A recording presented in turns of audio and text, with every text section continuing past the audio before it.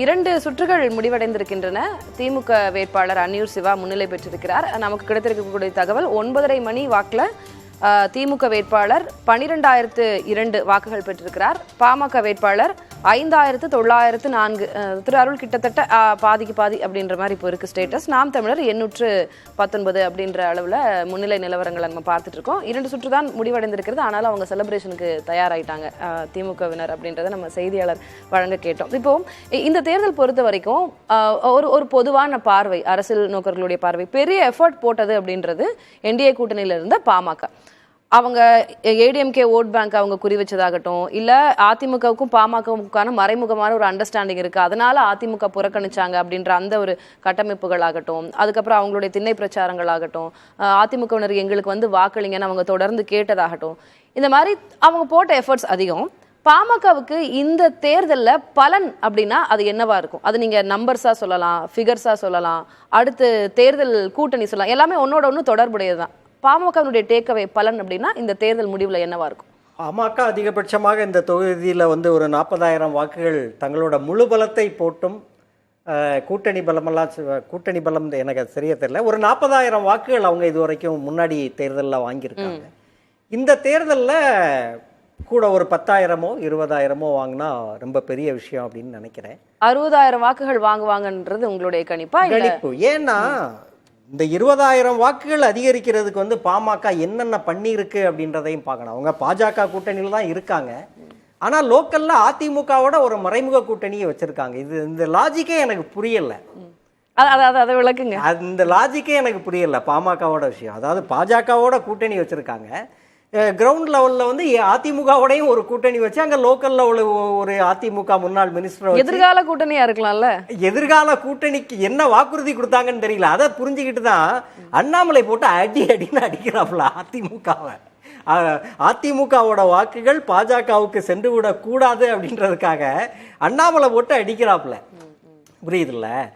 So இது எப்படி shift ஆகும் அப்படின்றத நம்ம கொஞ்சம் வெயிட் பண்ணி தான் பார்க்கணும்.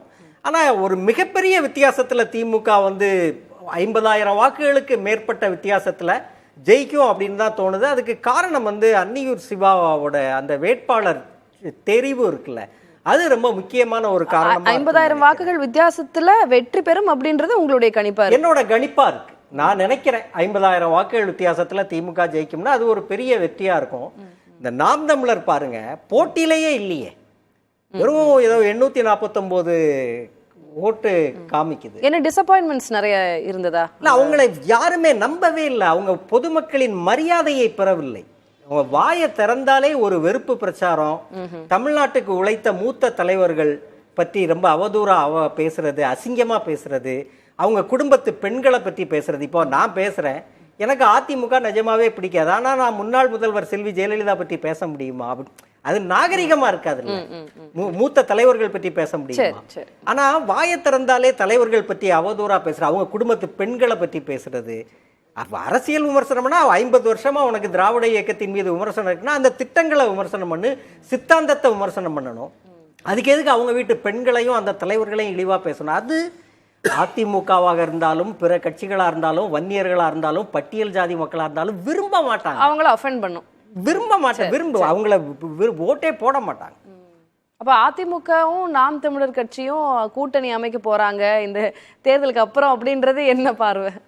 ஆமா, சீமான் வந்து நேத்து கூட ஒரு பேட்டியில வந்து எங்களுக்கு பொது எதிரி திமுக தான், திமுகவை நான் அழிப்பேன், திமுகவை வந்து வேரோடும் வேரடி மண்ணோடும் அழிப்பேன் அப்படின்னு சீமான் சொல்றாப்புல.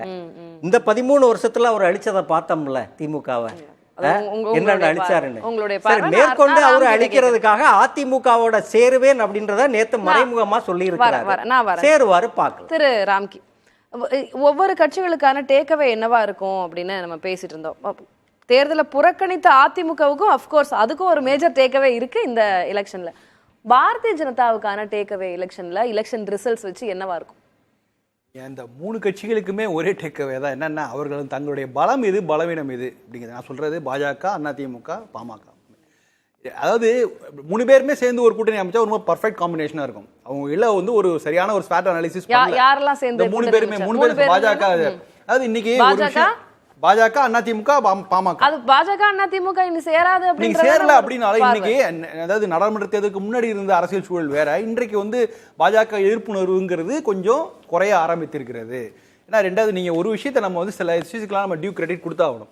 நீங்க பாஜக வந்து சென்னையில திமுகவை நேரடியாக எதிர்த்துருக்கு. அதாவது இது வந்து அதிமுக வரலாற்றிலே அப்படி கிடையாது. 3 தொகுதிகள் சென்னையுடைய தொகுதிகளில் வந்து திமுக வெர்சஸ் அதிமுகங்கிற அந்த இதை நம்ம பார்த்ததே கிடையாது. பாஜக எதிர்த்து கணிசமான வாக்குகளை பெற்றிருக்கு.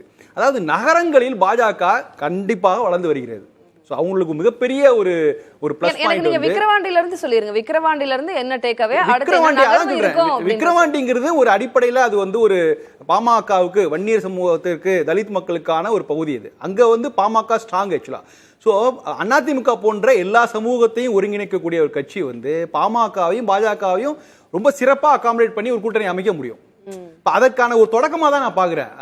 எடப்பாடி வந்து அவர்கள் வந்து தேர்தல் புறக்கணிப்புங்கிற விஷயம் வந்து நான் எல்லாவற்றிற்கும் ஒரு பொதுவான, இப்போ நீங்க பாமக பிரச்சாரத்தில் வந்து இல்ல நிச்சயமா பாமக பிரச்சாரத்தில் ஜெயலலிதா அவருடைய படத்தை வந்து முன்வைத்து அன்புமணி அவர்கள் பிரச்சாரம் செய்த போது அதுக்கு வந்து எடப்பாடி பழனிசாமி கொடுத்த ஒரு பதிலுங்கிறது ரொம்ப ரொம்ப ரொம்ப ஆப்டான ஒரு பெருமைதான் அப்படிங்கிற மாதிரி தலைவர் அவங்க. ஆமா, அது அப்படிதான் கடந்து போகணும். அதாவது நீங்க போய் இல்ல எங்களுக்கான தலைவர் அது கடந்து போற பாயிண்ட் இல்ல, அது உற்று வேண்டிய பாயிண்ட். நிச்சயமா அதாவது அவர் வந்து பாமகவுடைய ஒரு நெருங்கி அரசியலுக்கான ஒரு தயாராகி விட்டார் அப்படிங்கறது தான் நான் உணர்த்துது.